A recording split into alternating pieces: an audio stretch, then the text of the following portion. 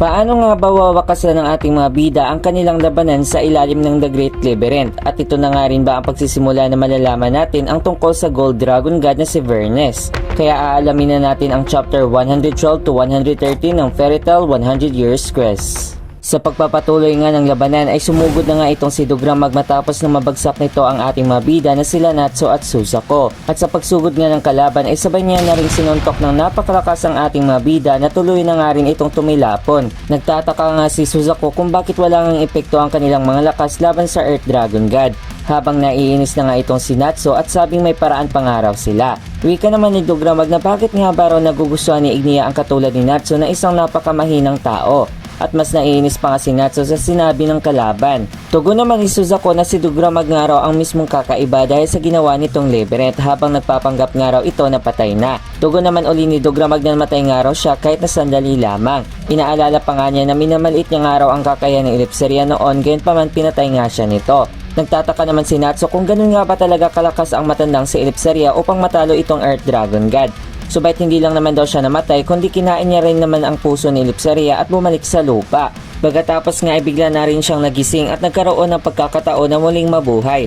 Dagdag pa niya na sa higit 100 taon na nga ang nakalipas ay unti-unti na nga rin daw nabubuo ang kanyang katawan. Tanong naman ni Suzaku kung ano nga ba ang kinalaman nito sa paggawa niya nga ng The Great Labyrinth.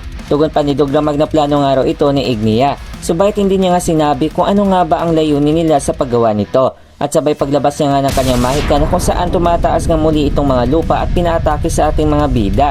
At tulad nga ng sinabi ni Ignia sa kanya na hindi niya nga papatayin si Natsu kaya ang kasama nga raw ng ating mga bida ang kanyang papatayin. Ganyan pa man ang nasa iri nga si Suzaku ay ang mga lupa nga ng kalaban ay mismong umatake sa kanya na ikinabigla niya nga. At ayun nga ay tuluyan niyang tinabunan si Suzaku ng mga mabibigat na lupa ni Dogramag habang nababahala naman ang ating bida.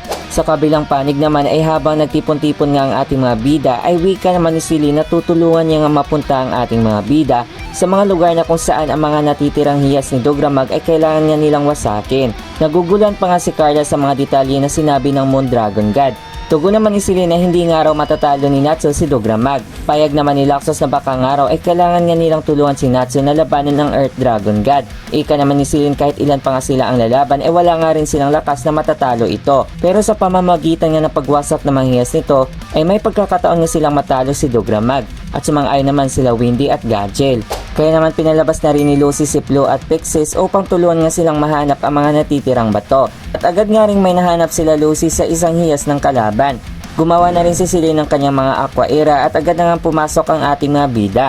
Habang nahihirapan nga si Celine sa kanyang kalagayan ay bigla namang napahinto si Gray at kinamusta niya nga si Celine. Ika nga ng Moon Dragon God na wala nga siyang natitirang lakas upang lumaban at tinulungan niya nga ang ating mga bida dahil sa layunin niya na papatayin niya nga ang 5 mga Dragon Gods. Dagdag pa niya nakalaban niya nga ang mga ito at naghahanap nga siya ng mga sandata upang matalo itong mga 5 Dragon Gods. Nakasama na nga sa plano niya na ang paggamit kay Faris at ang Whiteout Magic, ang pakikipagkaisa sa mga Dragon Eaters at ang paggamit sa puso ng Elipseria. Subalit naiintindihan niya nga raw ngayon na ang hinahanap niya nga kapangyarihan ay walang iba kundi ang mga lakas ng mga Fairy Tail Wizards. Gusto nga malinaw ni Gray kung ano nga ba ang layunin ni Celine. At tugon naman ng Moon Dragon God na gusto niya nga mamuhay ang mga tao na walang kinatatakutang mga dragon. At hiling pa nga niya na gusto niya nga mamuhay bilang isang normal na tao. Hindi naman agad naniniwala si Gray sa pahayag ni Celine. Subalit tugon naman nito na kailangan nga muna nilang tulungan ang kaibigan nilang si Natsu. At bago pa man tuloy pumasok si Grace sa Aqua Era ay wika pa nga niya na huwag nga raw maghubad si Celine habang umiinom. Katulad nga ng ginawa nito dati nung nadakip nga silang dalawa ni Natsu. Sa pagpapatuloy sa lugar nga kung saan napadpad si Lucy ay agad na rin siya nakahanap ng isa pang hiyas ni Dogramag. At isang matining sipa nga ang kanyang ginawa upang mawasak ito. Gayun din sila Windy, Ursa at Gagel at iba pa nating mga bida ay nakapagwasak na rin ng mga bato ni Dogramag. At nasa mga 62 na lang daw ang natitira. Nang makapasok na nga si Grace sa kanyang unang lugar na paghahanap ay bigla naman siyang nababahala dahil parang may tao nga sa lugar. At wika pa nga niya na parang nangihina na nga raw ang mahika ni Celine dahil sa iba na nga raw siya napadpad. At habang sumisigaw nga siya ay may lumabas ng isang tao at may dala itong isang hiyas ng Earth Dragon God. Pinatigil niya ito ni Gray na sa pag-aakala niya na kasama niya nga ito. Subalit tugon naman itong tao na sa kanya nga raw itong kayamanan na kanyang nakita.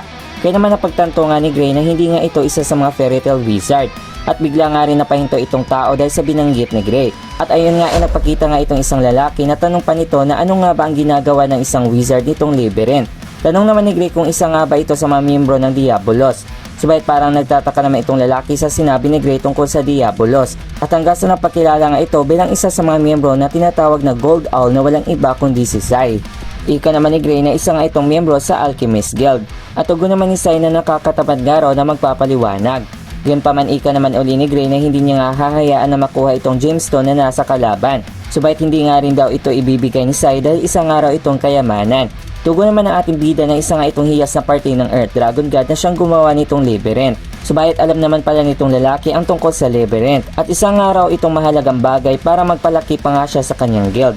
At napakamot na lang si Gray sa kanyang ulo dahil wala nga siyang magagawa kaya lalabanan na nga lang niya ito.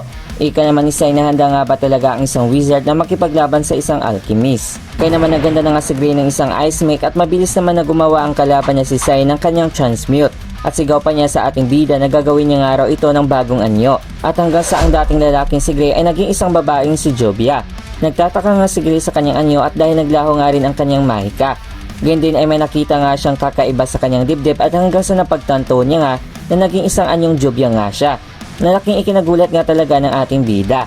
Payag naman ni Sai na pinabago niya nga si Gray sa kanyang minamahal na si Jovia. At dahil nga naging babae siya ay hindi niya nga rin magagamit ang kanyang ice make na mahika. Nababahala nga si Gray dahil hindi nga siya talaga makagamit ng kanyang mahika. Payag naman uli ni Sai na may teknik pa nga siya na isang rival band na kung saan kaya niya nga rin sanang ianyo si Gray sa isang kanyang kalaban. Subalit malakas nga raw ito kaya naman pinili niya nga ang isang babae dahil madali niya nga lang daw ito matatalo. At dagdag pa niya na may side effect nga raw itong mahika ng alchemy. Punta naman tayo saglit nitong barko na kung saan laking gulat nga ng mga fairy tale wizards sa kanilang nakita na naging mukhang Gray nga si Jovia na hindi rin naman ito agad napansin ng babae. Habang nagtataka nga sila sa nangyari kay Jovia ay agad na rin niyang namalaya na naging lalaki nga ang kanyang katawan na ito nga ay katawan ni Gray. Napagtanto naman agad ni Makarov na isa nga itong mahika ng alchemy. Nababahala nga si Jovia dahil ubad nga siya na iyon naman talaga ang palaging gawin ni Gray. Gayon din si Gray ay nababahala nga ito sa nangyari sa kanya. Habang pinainis nga ng kalaban ng ating bida, ay ika naman ni Gray na huwag nga raw maliitin ang isang katulad ni Jovia. At hanggang sa muntika na sana magubad si Gray na nabigla naman si Sai dahil may nakita nga siya sa isang dibdib ng babae. Kaya naman mas nababahala nga si Gray dahil muntika na nga talaga niyang mahubad ang mismong suot ni Jovia. Kaya pa man bigla nga may hinawakan ng mga kadina itong si Sai at naghanda nga ito sa kanyang transmute destruction chain. Ay napaisip naman si Gray na isa nga itong maker na kung saan kaya nga nitong kalaban na makagawa ng isang sandata.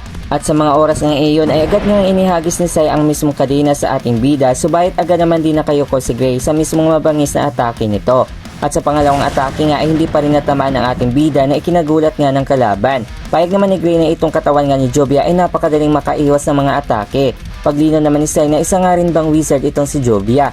Tugon naman ni Gray na hindi nga rin nag-iisip itong kalaban sa mismong pagpalit niya nga sa katawan ng ating bida. Umatake naman uli si Sai gamit ang kanyang kadina. Subalit nakaiwas pa rin si Gray at ika pa niya na kung naging Elsa nga siya ay siguradong talo na nga raw itong kalaban.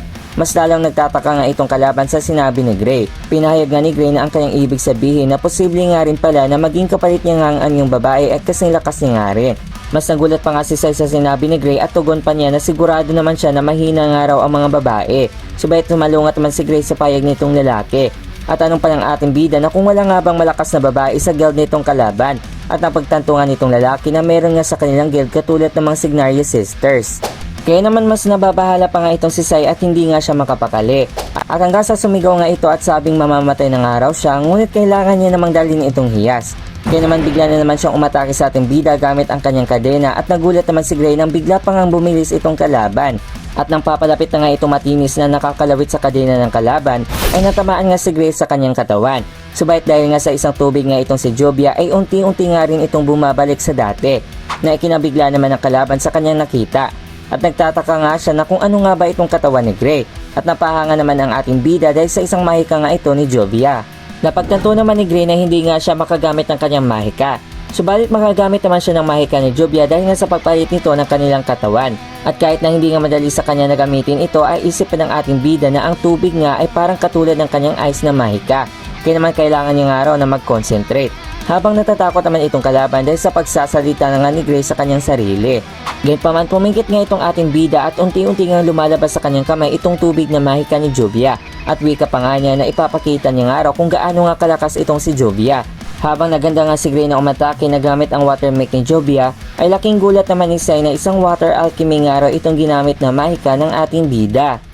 Abangan sa ating susunod na chapter review mga kaibigan. Isang dating kalaban naman ang magbabalik at tunghayan natin ang kanilang labanan ni Gagel. Lahat ng yan ay dito lang sa chapter 114 to 115, Gagel vs. God Serena. Shoutout na rin sa ating kaibigang wizard na sila Kyle John Mark Galabay, Peter Grappa at Mark Prince Edieska.